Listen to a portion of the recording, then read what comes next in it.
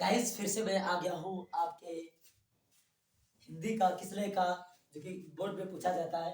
भाई ठेस जो कहानी है उसका इसको लिखने वाला फनीश्वर फनीश्वर नाथ रेणु। कौन है ठेस को लिखने वाला? फनीश्वर नाथ रेणु। उसका सिर्फ 4 क्वेश्चन है और इससे एक्स्ट्रा बोर्ड पूछेगा ही नहीं, ये गारंटी। चाहे जितना परसेंट गारंटी ले लो, 200%, 3%, 100%, 400%, लेकिन पूछेगा बस इसी से। और जो भी छोटी मोटी अधूरी बातें रहेगी मैं इसमें बता दूंगा। पहला क्वेश्चन है, सिरचन को पान का बीड़ा किसने दिया था? सुन लीजिए। आगे सिरचन को पान का बीड़ा लेखक की छोटी बहन मानू ने दिया था। ये क्वेश्चन तो इतना भी आई है, इतना भी है, मैं इसके बारे में बता ही नहीं सकता। आगे सिरचन को पान का बीड़ा किसने दिया था? सिरचन को पान का बीड़ा लेखक के छोटी बहन मानू ने दिया था। लेखक के छोटी बहन मानू ने दिया था। आप ऐसा भी लिख सकते हैं कि सिरचन को पान का बीड़ा मानू ने दिया था। आपका नंबर नहीं कटने वाला। अब गांव के लोग सिरचन को क्या समझते थे? अब यह इसमें बात है कि गांव को अगर डायरेक्ट सिंपल भाषा में देना चाहेंगे तो गांव के लोग सिरचन को बेकार नहीं बेगार समझते थे। बेकार नहीं बेगार। आप देख सकते हैं, बेकार नहीं, बेकार नहीं, बल्कि बल्कि बेगार समझते थे, बेगार। और ज्यादातर वो खेती बाड़ी के कामों में, क्योंकि वो खेती बाड़ी करना अच्छा से आता नहीं था और बहुत ही वो स्लो स्लो करता था। अगर जाना है 9 बजे तो वो पहुंचता था 11 बजे। इसीलिए खेती बाड़ी के दिनों में सिरचन को गांव के किसान लोग बेकार नहीं बेगार समझते थे। अब फिर से मैं बता दूं एक बार कि गांव के लोग सिरचन को क्या समझते थे?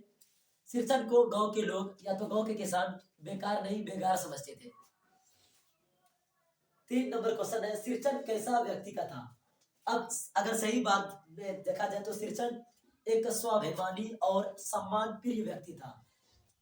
क्या बोले? सिरचन स्वाभिमानी और सम्मान प्रिय व्यक्ति था, क्योंकि ये ज्यादातर खाना पीना पर नहीं बल्कि अपने काम पर तरजीह देता था। क्या बोले? आखिर सिरचन कैसा व्यक्ति था? हम ऐसे भी लिख सकते हैं, सिरचन एक सम्मान प्रिय व्यक्ति था।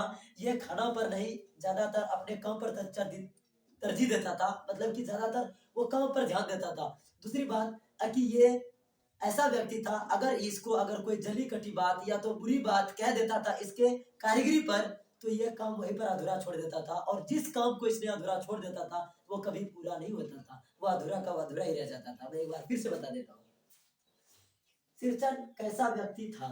सिरचन क्या बोले? सिरचन कैसा व्यक्ति था? सिरचन एक सम्मान प्रिय व्यक्ति था, जो कि ज्यादातर खाने पीने पर नहीं बल्कि अपने काम पर तरजीह देता था। अगर इसके काम के कोई भी कारीगरी पर अगर कोई आरोप लगा देता था तो वो काम को वही छोड़ देता था। और जो काम इसने अधूरा छोड़ देता था वो कभी पूरा नहीं होता था, वो अधूरा ही रहता था। सिरचन के सौगात को किसने खोला और वो कैसा था? सिरचन का सौगात ऐसे बोल सकते हैं लेखक ने खोला।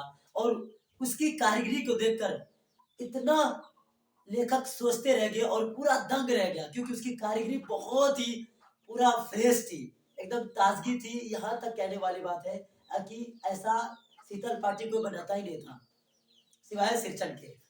तो क्या है, सिरचन के सौगात को किसने खोला और वो कैसा था? सिरचन का सौगात लेखक ने खोला था और वह बहुत ही अच्छा कारीगरी का था, इसीलिए लेखक उसके कारीगरी को देखकर दंग रह गया।